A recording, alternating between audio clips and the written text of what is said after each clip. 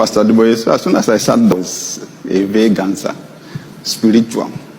Sometimes Pastor Adeboye's statements always sound like he's stupid or he's over-righteous in the ears of some people. But when you analyze it critically, just like this pastor actually did, you will discover that most of his statements, if you are able to expand it, you will discover that there is sense in what he's saying, just like this pastor actually discovered what he said. And listen to what Pastor Sam has to say as regarding to the powerful response that Pastor Adeboye gave him in a plane. And please, if you're watching from YouTube Short, please just click on the link below to watch the full video before you start making your comment. Now listen to what Pastor Sam Adeyemi had to say. Pastor Adeboye, so as soon as I sat down, I greeted him and I said, sir,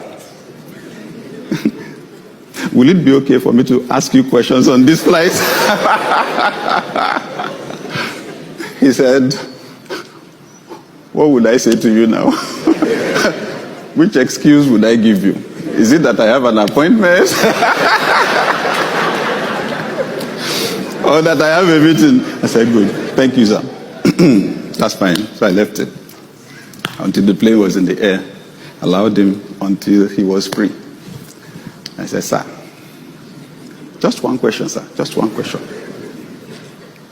What is the role of the church in the transformation of Nigeria? What is the role of Christians?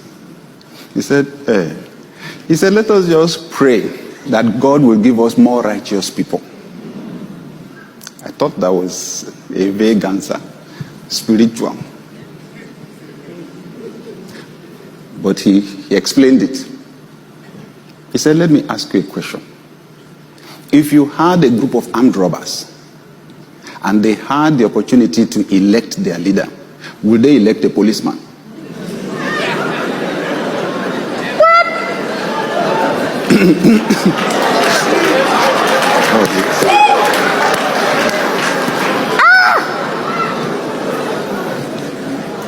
And I was writing everything he was saying. What a profound question. And later, I would meet the same concept during my doctoral program in strategic leadership. It is called prototypicality.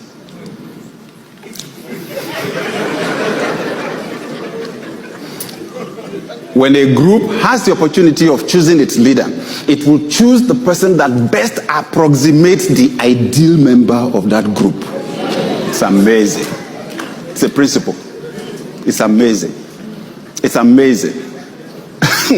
It's amazing. At the end of the day, the group will choose the person that best approximates.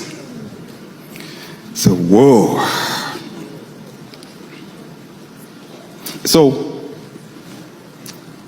And I promise you, this happens at an unconscious level.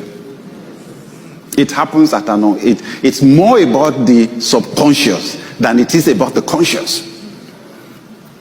So I've then played different scenarios with that equation. Okay, fine.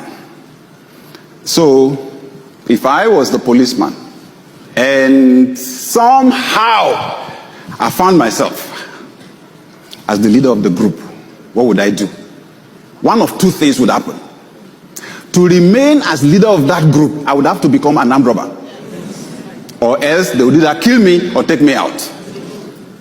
Or the group would have to become like me.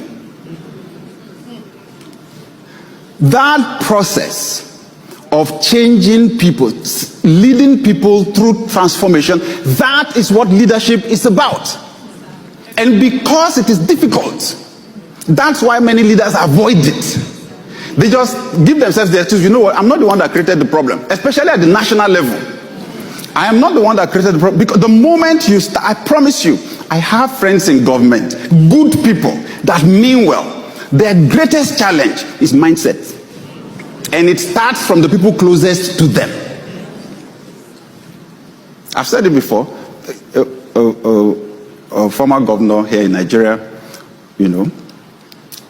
said to me, and when I visited him, he was actually still in office as governor. He said, Brother Sam, my problem is not with projects. My problem is not with projects. I get competent contractors, they deliver. Okay? I insist, and they deliver my project. He said, my biggest problem is people's mindset. Can you imagine? I heard that the people in my cabinet were somewhere discussing, you know, and that they were telling themselves, they were joking, and they said, Governor, come and solve vision. The governor will just be saying vision. Is it vision we want to eat? Their interest was on the money.